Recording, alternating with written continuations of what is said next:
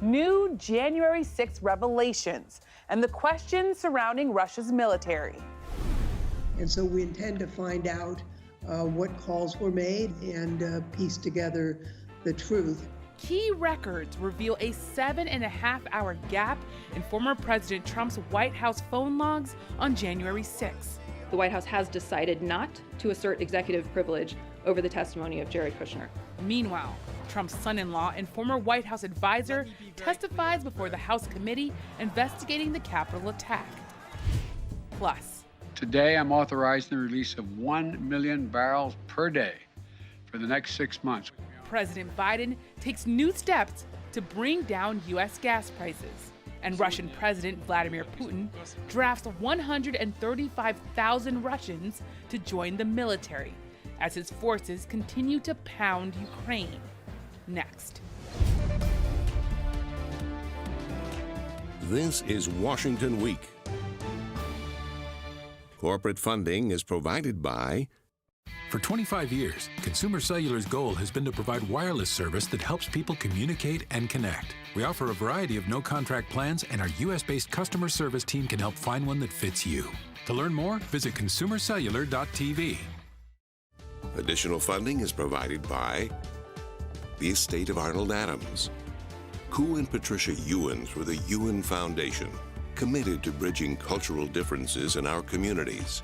Sandra and Carl DeLay Magnuson, Rose Herschel and Andy Shreves, Robert and Susan Rosenbaum, the Corporation for Public Broadcasting, and by contributions to your PBS station from viewers like you.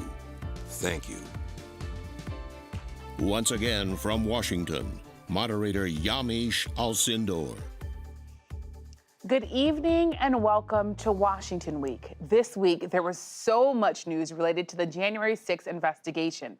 The House committee is still trying to figure out what exactly former President Trump was doing when his supporters were storming the U.S. Capitol.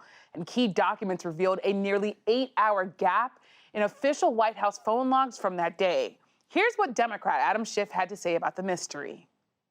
We're putting all the pieces together and exactly what was the president doing. And more importantly, as it would turn out, what was he failing to do during the time when the Capitol was under attack? Meanwhile, Representative Liz Cheney, the Republican vice chair of the January 6th committee, emphasized the importance of the work lawmakers are doing. If the country does not commit to investigating and pursuing accountability for those responsible, the court fears January 6th will repeat itself. And on Thursday, Jared Kushner, Trump's son-in-law and former top White House advisor, testified before the committee for roughly 7 hours. It's still, though, unclear exactly what he said. Meanwhile, earlier this week, a federal judge said former President Trump, when trying to overturn the 2020 election, quote, more likely than not committed a felony. Joining me tonight to discuss this and more, Jacqueline Alemany. She's a congressional correspondent and author of the Washington Post newsletter, The Early 202. And here with me in studio, Jonathan Lemire, White House bureau chief for Politico and the host of Way Too Early for MSNBC, and Michael Shear, White House correspondent for the New York Times. Thank you all for being here. Jonathan, I want to start with you. There was so much news about these White House call logs, a big mystery here. What's the significance of these missing call logs, given the fact that there's still so much that lawmakers are trying to figure out about January 6th? Obviously, the January 6th committee is trying to figure out exactly what the president was doing that day as his supporters were storming the Capitol. And we know from media reports, from accounts offered by lawmakers and aides, that he was working the phones for at least part of that day, that he had retreated for the most part. There's a private dining room just off the Oval Office. He's in there. There's a bank of televisions. He was watching what was going on and, per witnesses, seemingly pleased by a lot of what he saw. And we know he was making phone calls, but yet those calls aren't showing up in the logs. So that's raising a lot of questions. Now, we know, and Michael covered the Trump White House as well, that he was prone to using his personal cell phone. He was prone sometimes to using just whatever phone he can get his hands on, sometimes grabbing them from aides and asking, you know, let me grab that. I'll use that for my whatever call I need to make right now. So the committee is certainly wondering what happened to those call logs. Is it simply a matter of the president wasn't using the official White House phones, wasn't using the White House switchboard, or did something else happen? Was someone perhaps trying to scrub the records to conceal what happened off the Oval Office that day? And Michael, as Jonathan said, we all covered the Trump administration together, the wild ride that we took together. It could be easily explained that the president was just using cell phones, but there's also this idea that there is reporting in real time that lawmakers were trying to reach him, Kevin McCarthy and others, trying to get him to do something to stop his supporters from storming the Capitol. Right, and I think one of the things that it underscores is just how difficult these investigations really are to conduct. Right, on the surface, it might seem you interview a bunch of people who were there, you sort of have subpoena power to bring them in and talk to you, and you lay it out. No, it's just not that easy. They've obviously run into legal roadblocks already. People like Steve Bannon and others who have said they won't talk to the committee. But in addition, you run into this kind of roadblock where, as Jonathan said, it's not exactly clear the cause of the missing time. Is it really that he didn't make a single call? I think a lot of us are pretty skeptical that given the reporting and the history, that he wouldn't have made any calls through the White House switchboard. But as Jonathan said, as you pointed out, like he it was a chaotic environment. This is not that wasn't a disciplined administration. It wasn't a disciplined presidency. Who knows what went on in the dining room? And I think those are the difficulties that, as the committee and then obviously later the Justice Department are trying to piece together this puzzle. It's when you don't have a piece, it's difficult. Well, Michael, I have you on because you so eloquently describe how the Trump White House operated. Jackie, I want to... An understatement there. Right, an understatement. Jackie, I want to bring you in. You've told our producers that you're focused on the chain of custody issues as well. What's your reporting reveal about what it means that we don't know so much about what the president was doing that day? Yeah, I'm not sure I'm going to be able to phrase it as eloquently as Michael did, but this is, to be candid, a president who did not have much regard for the Presidential Records Act or for the processes that have been in place for decades now in the White House. As we reported a few months ago, this was a president who took 15 boxes of presidential records that should have been archived with the National Archival Records Administration to Mar-a-Lago that had to be confiscated and retrieved from his home a year after inauguration. So it is no surprise that he potentially was not following protocol on January 6th, but there are still so many unanswered questions here.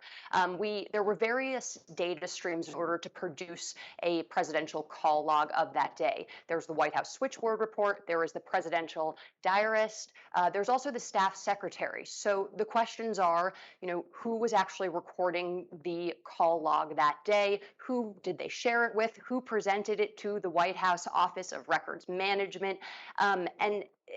All up and down, again, as you noted, the chain of custody. We need to know who these calls went through exactly. But, I did speak with a bunch of sources this week after our colleagues published these documents, who said that it certainly raised a lot of questions, that there wasn't necessarily a page break, but that there was one page that ended and another page that started and a lack of page numbers. Obviously, if there was a cover-up, that raises a lot of new legal avenues here, but that is something that we have not yet determined, and I think that the people involved with these processes as well are still trying to determine. Well, Jackie, sticking with you, you talked about the different avenues. I wonder if you could also give us some insight into what's the information and documents that lawmakers are still wanting to get their hands on to try to get more insight into the January 6th investigation. Well, as you can probably tell from watching this week closely, this has been a big week for the committee as they're trying to move quickly towards a month of public hearings in May. So basically, they have 1 month left to wrap up their depositions and interviews. Yes, they've already conducted over 800 interviews with individuals and witnesses who had some role on January 6th or in the events leading up to the January 6th insurrection.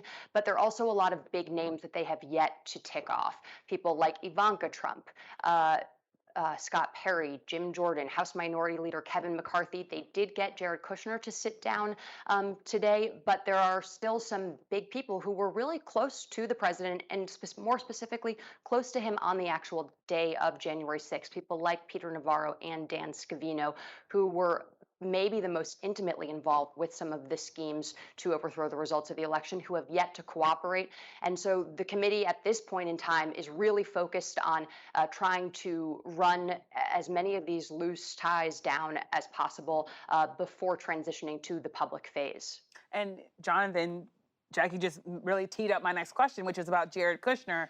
He wasn't in the country at the time, but we do know that Jared Kushner was such a close, I mean, you call him a close ally, but he was literally family. He's an in-law of the president working at the White House. Why is his testimony important? Why is hearing from him important if he wasn't actually at the White House on January 6th? You're right. He was coming back from Saudi Arabia on January 6th. He never made it to the White House that day. And after the election, he pivoted largely to the administration's efforts in the Middle East, the Abraham Accords, and so on. But he, of course, was still there. He is family, as you mentioned, married to Ivanka Trump, of course. He is at this point, the highest-ranking White House official to testify, and as well as the only member of the family so far to do so. And Democrats afterwards said he did so willingly. He said he was friendly and helpful. Now, we don't know yet much about what was said there, although I'll say willingly and helpful, not words we associate with the Trump administration so far with this committee. So that in itself is noteworthy. And even if he can't point to with firsthand witness accounts of what the president was doing that day, he certainly could talk to state of mind and the run-up to that moment. From Election Day on, we know he was there in the early morning hours of election night through the 6th and can testify the efforts the administration was making to overturn those results. And Michael, all of this is happening, all these sort of new information. We had a judge this week say, as we noted, that President Trump more likely than not committed a felony. How does all of these new details ramp up pressure on the DOJ, on Attorney General Merrick Garland to be prosecuting President Trump or people around him, former President Trump or people around him? Well, it definitely ramps up the pressure on the Attorney General, who the Justice Department has obviously gone after kind of the low-level folks, the people who were at the Capitol and actually stormed the Capitol. There's hundreds of prosecutions of those. But in terms of the planning, in terms of going after the people who are in the president's orbit and around the president, and obviously the president himself, that hasn't happened yet. There is a lot of real angst among the president's, President Biden's hardcore supporters who are like, look, this is why we elected you, to hold this man accountable, to hold the people around President Trump accountable. What's happening? Why is it taking so long? And so I think, the more that you have a judge saying that, he's concluded that the president might have committed felonies, the more you have information coming out from the committee that suggests that there's a real case there, the harder it is for Merrick Garland and President Biden, who, frankly, both of them, I think, in a perfect world, would like nothing to do with this, right? It's a hot potato. It's very political. President Biden obviously has his own agenda to pursue, and so it's a real political situation that I think in an ideal world they wouldn't want to deal with. January 6th is a hot potato is another great Michael Scheer metaphor. I just have to note that. You're 2 for 2 now. Also on Friday, with all this news going on, President Biden announced that in March, the U.S. economy added 431,000 jobs.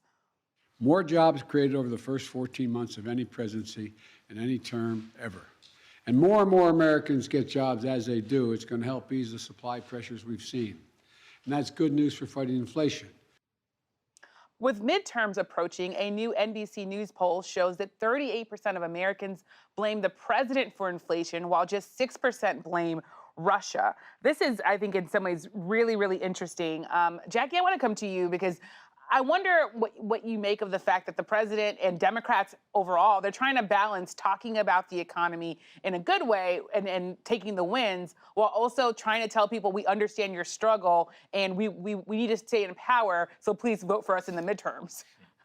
It is yet another hot potato, a dramatically different one for the Democrats, but one that they have been astutely aware of, especially congressional Democrats, as we've reported in the last few weeks. They had a strategy conference that was actually delayed because of some of these disagreements over the messaging. But this is what a lot of Democrats view as really the biggest barrier to the president's approval ratings. The fact that the administration and Democrats on the Hill can't come to some sort of cohesive messaging where they are able to strike this balance, able to, consistently let Americans know what they have done so far. They've passed a huge bipartisan infrastructure package. A lot of economists who believe that this is actually going to alleviate a lot of the inflationary pressures, but Americans are still waiting. And so it's up to Democrats and the president, first and foremost, to be able to communicate that exactly as you said. We feel your pain, but XYZ is coming down the line, and you're seeing them take measures day in and day out, most recently with regards to the oil reserves. Well, the oil reserves is my next question. This is the biggest withdrawal in the strategic oil reserves more than 46-year history, Jonathan. The release would be 180 million barrels in total of oil. What's the White House thinking about this when you think about the fact that the president's taking this big step? But also, I wonder, what are they thinking in terms of the impact that this will have on not only on U.S. prices, but around the world, because this is focused on trying to make up for some of the Russian oil that's not going to be used. This was simply about needing to do something. And the president yesterday, when he made this announcement, he was pretty candid and said that he wasn't sure when this would really impact the price of the pump. He wasn't sure how much of a help this would actually be. It points to the political bind here. And every time we talk about gas prices, Democrats do, President Biden does, it's always Putin's price hike. They're trying to blame, of course, the Russian president and the invasion of Ukraine for the jump in prices. But of course, as polling suggests, this president is going to take a lot of the blame here. It's just the nature of he's at the helm. He's going to take the blame. The buck stops with him in the mind of American voters. So they are aware of this. And even though the president has received high marks from most foreign policy experts, some even Republicans, as to how he's handled the war in Ukraine, that hasn't trickled down to his poll numbers in the United States. They're still pretty low. And inflation seems to be, and pocketbook issues for Americans day to day, at least at this moment, seem to be the driving force, or will be the driving force for the midterms this year. And that's worrisome for Democrats. And the president is trying to get out ahead of this and show, look, I'm doing the best we can. And I was talking to somebody at the White House today who said, look, there is some indication that American interest in the war overseas, which had peaked, obviously, with such an intense crisis.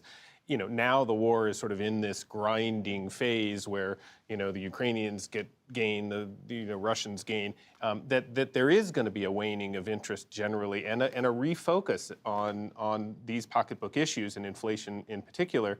And I think the White House is well aware of that and determined to keep the president on message, doing things that the Americans can see him doing, at least so that they see that he's trying. Yeah, well, thank you so much, Jackie, for joining us and for sharing your reporting. And as Michael was saying, there was all this news, of course, on the foreign front. The Russian invasion of Ukraine is entering its 6th week. There are reports that Russian soldiers are low on morale and weapons, and the Biden administration says Russian President Vladimir Putin is being misinformed about the state of his military by his closest advisors. Meanwhile, President Biden doubled down on the statement he made in Poland last weekend that President Putin, quote, cannot remain in power. I was expressing my outrage at the behavior of this man. It's outrageous. It's outrageous. And it's more an aspiration than anything. He shouldn't be in power.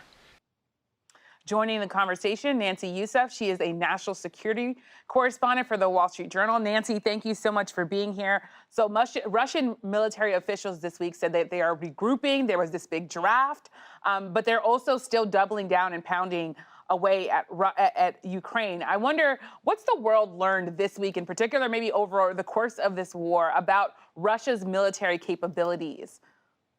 It's a great question because here in week 5, we heard the Russians say during peace talks in Istanbul that they were prepared to draw down their forces in places like Kyiv and Chernihiv in the north because they wanted to show good faith effort towards a peace deal. But what we saw on the ground was a Russian force that was, in fact, repositioning its forces. These forces weren't going home. They were going to other places, particularly in eastern Ukraine, trying to learn and regroup from the losses of the first 5 weeks, logistical challenges they've had, the inability to hold territory. And I think what we saw from the Russians is while they said they were withdrawing, they continued striking places like Kiev with airstrikes. Rather than trying to get out of the war, I think we saw Russia trying to get itself in position to redefine success as not taking the whole country, but the eastern part of the country, and putting its forces in a better position to do that after a lot of mistakes in the first 5 weeks of this war. And Jonathan, there was also this news that Russia accused Ukraine of launching a helicopter attack on a fuel depot on Russian soil. Now, Ukraine is saying that's not true, that they did not do that. But I wonder how concerning this development is when you think about the fact that there are these peace talks going on, and some are worried that Russia is sort of trying to use false flags to get ready to inflict even more more pain on people. From the first hours of this war, U.S. officials and their Western allies have warned about exactly this, that Russia might stage a false flag attack, blame it on Ukraine, or in some scenarios, perhaps a NATO ally, and use that as an excuse to escalate the violence. And certainly Biden administration officials that we've talked to all week long, and we've heard from the president himself, are very skeptical about Moscow's good faith efforts to have any kind of peace talks right now, any sort of ceasefire agreement. Though some troops today, it seems like Russian troops have indeed pulled away from Kyiv, but as just said, they're not going home. They're just heading to other regions, and they're still continuing the long-range bombardments of Kyiv and other cities. So it's not like peace has come to those areas. And it does seem like Putin is trying to capture the eastern, the Donbass region, where there's Kremlin-backed separatist movements, perhaps to then strengthen his hand at the negotiating table down the road. It's clear their initial strategy of a lightning strike to take down the country, that didn't happen. So now Putin, with pressure at home, pressure from economic sanctions, may be shifting his goals, but there's no sign this war is going to end anytime soon. And Nancy, I want to come back to you. What's the Pentagon's view of how Russia could use these peace talks to gain an advantage militarily? I think their fear is that the Russians are signaling in places like Istanbul that they want to enter a peace deal, but in fact exploiting the talks as a way to reposition their forces such that they can make gains not only for the Donbass in the short term, but potentially go after places like Kiev again. And so I think their concern is that you could see Russia actually maneuver towards these key points of the country again and not enter a peace deal. I think the other concern that they have is that as Russia has suffered these losses, and they have been surprising and humiliating in many cases, that Russia will use more escalatory attacks to gain ground in the absence of a strong ground force, a joint effort by its Navy and Air Force to strike in Ukraine, and that there are fears that down the road we could see chemical attacks or other weapons of mass destruction in a bid by Russia to regain ground in the absence of being able to do it according to its original military planning. And Nancy, sticking with you, there was a virtual call between President Biden and Ukrainian President Vladimir Zelensky. I wonder, has there been any sort of evolution on what the U.S. and the West are willing to do for Ukraine as this war drags on? Or is it sort of tension continuing to grow among this leader and what sort of Ukraine wants versus what they're going to get? I think it's the latter, that there continues to be tension, because the U.S. has said that this is a fight for democracy and yet has been unwilling to needs to actually prevail. The U.S. has instead sent a lot of defensive weapons, Stingers, and other defensive weapons in a bid to help Ukraine, but not enough to let them prevail. The U.S. concern is that if they send offensive weapons, this will be seen as a escalation by the United States towards Russia and potentially expand the war. The challenge is that you see a Ukrainian force that has been far more successful than many anticipated, has made territorial grounds, even though they've had a disadvantage in terms of the types of weapons, the number of forces. And so the Ukrainian request is, if the West sees this as a threat to democracy, then the West should be providing every weapon possible to help them prevail in this war. What we're seeing from both Russia and Ukraine this week in particular is that for all their talks during the peace talks in Istanbul, I think both sides continue to believe that they can prevail in this war. And I think what you heard from President Zelensky was a plea to the United States to help him achieve that goal. Michael, I want to turn to a subject that's related, but also just we're almost getting pulled back into the Trump years. President Trump this week called on Vladimir Putin to find alleged sort of dirt, essentially, on Hunter Biden, President Biden's son. What's that say about the politics of all of this? We're talking about sort of what's going on with Russia and Ukraine, but there's also the domestic politics and the former president continuing to swirl around here.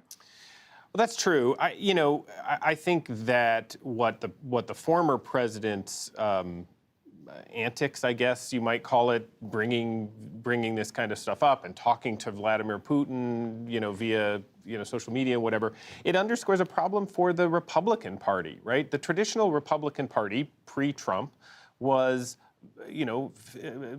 very strong on Russia. I mean, it prided itself on taking a strong stand against Russia and Russian aggression. And now they've got, they spent 4 years with Donald Trump, essentially coddling up to him. And so now you have a problem for Republicans who have to, kind of campaign in a setting where they've got the former president, not being on message, essentially. Well, it's remarkable and something that we're going to have to, of course, keep watching because President Biden himself said that other countries are wondering, is former President Trump going to be back anytime soon? So much to talk about. Thank you so much to Nancy, Jonathan, and Michael for sharing your reporting and joining us. We'll continue our conversation on the Washington Week Extra. This week's topic, the Emmett Till Anti-Lynching Act, which was signed into law.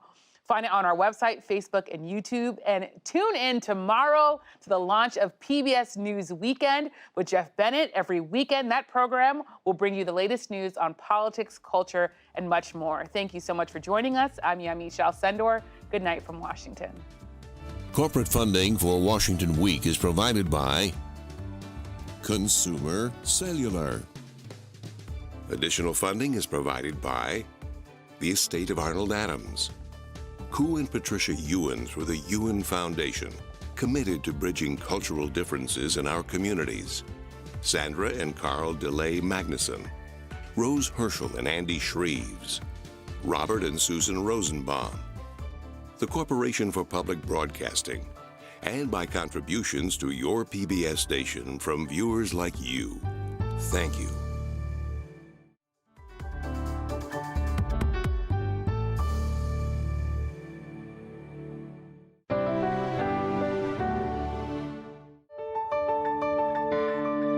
You're watching PBS.